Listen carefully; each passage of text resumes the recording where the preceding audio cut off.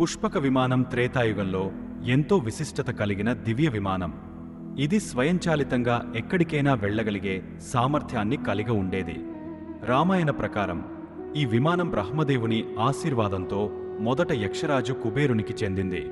అయితే రావణుడు లంకను ఆక్రమించినప్పుడు కుబేరుని నుండి పుష్పక విమానాన్ని కూడా బలవంతంగా స్వాధీనం చేసుకున్నాడు.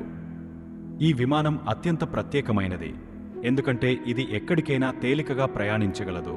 ప్రయాణికుల సంఖ్యకు పరిమితి లేకుండా అందరికీ సౌకర్యంగా మారేది.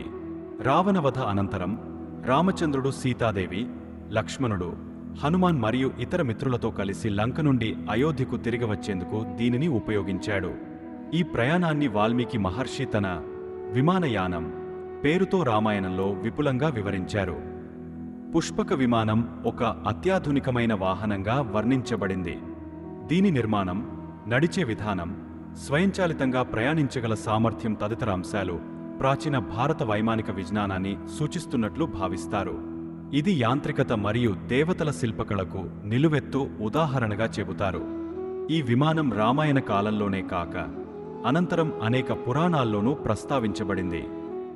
ఈ కథనం ద్వారా పుష్పక విమానం త్రేతాయుగంలో మాత్రమే కాక భారతీయ పురాణాలలో ఒక మహత్తర ప్రాముఖ్యతను సంతరించుకున్నదని మనం అర్థం చేసుకోవచ్చు.